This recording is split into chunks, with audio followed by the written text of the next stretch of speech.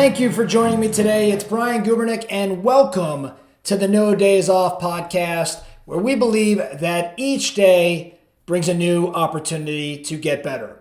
Let's get into today's topic. Today is part 2 of our 2-part Determining Your North Star series. So part 2 of Determining Your North Star. Yesterday, we started with part 1, which was around writing your own eulogy. Right? Beginning with the end in mind.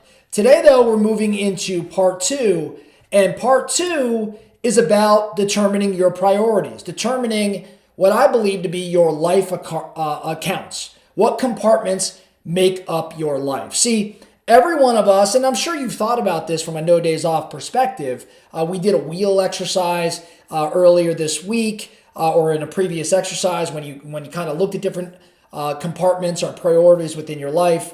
So we talk about this quite often, but what we're really looking to do is identify our life accounts. What I mean by life accounts, I'm going to give you an example. For me, my life accounts consist of my spouse, my wife, my kids, my social circle, my finances / wealth, my job and career, my personal growth, my experiences. I may have said health already, but my spirituality.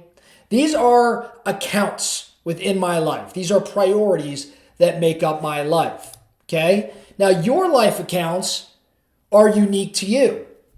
And by the way, you can name your accounts whatever you'd like. So, my spouse, that account is named Ellie, which is my wife's name. My kids each have their own account. It's Avery and it's Katie. Right? My other accounts, my experiences are just my experiences, and my health is my health. But you get to name whatever you'd like to name that account. That's what you name it. And just choose a name that's meaningful to you.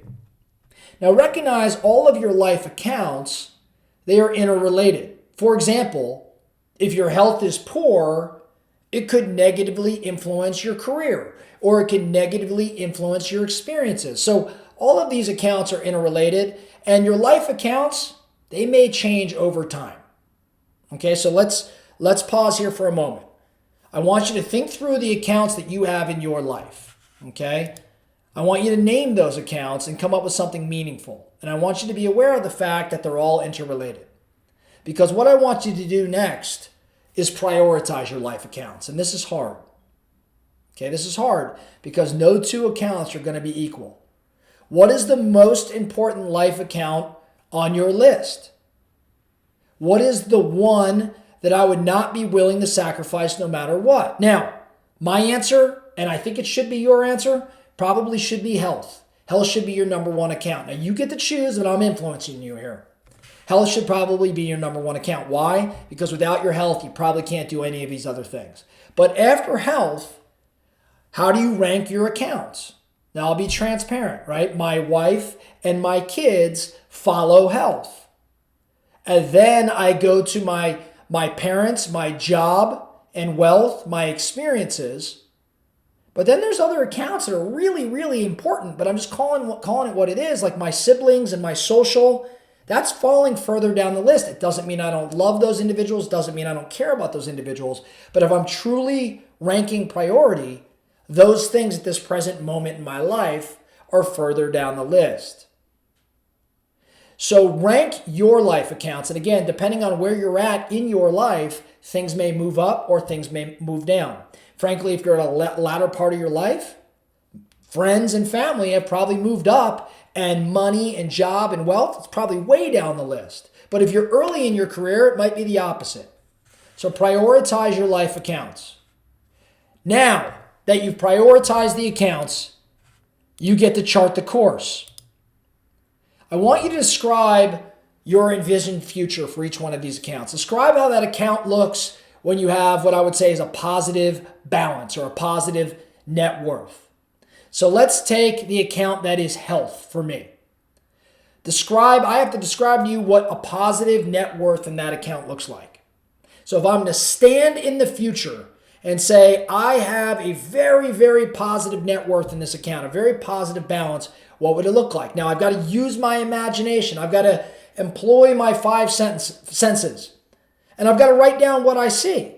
So for me, I'm thinking, I am strong, I am competing in all different sorts of events. My body fat is a certain percentage. My energy is a certain way.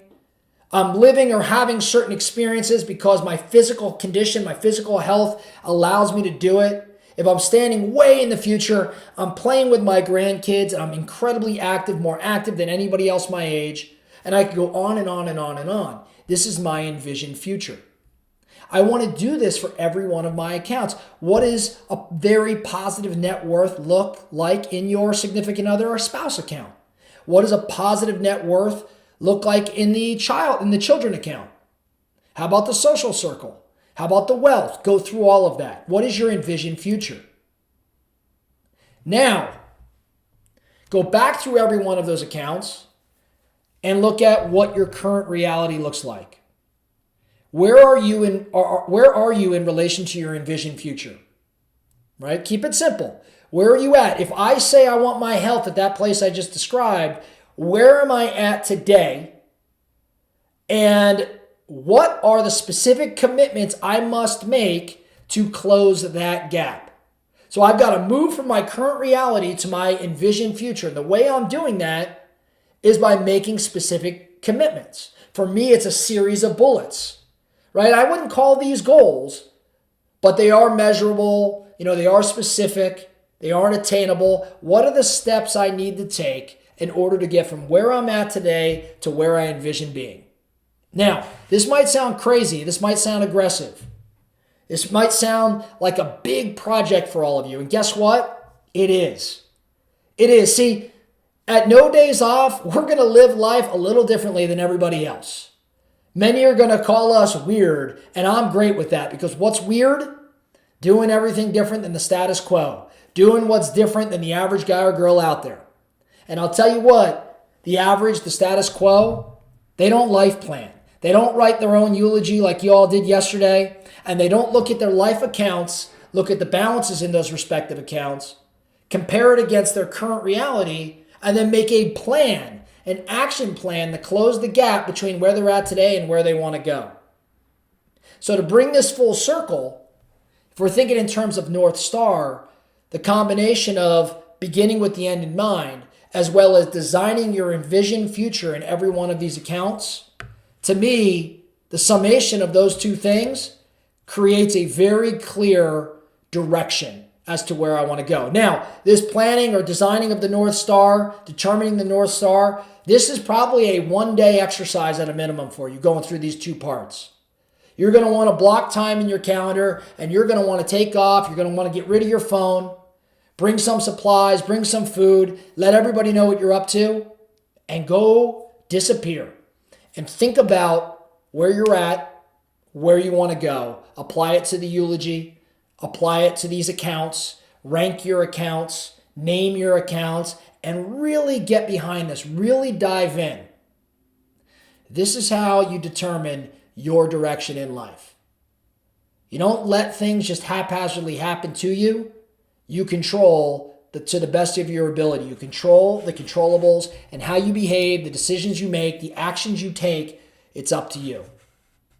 That's all I have for you today. I really appreciate you spending time with me on this subject, as I'm pretty passionate about it. The No Days Off podcast. Thank you for listening. Remember, every single day brings a new opportunity to get better. So let's get after it.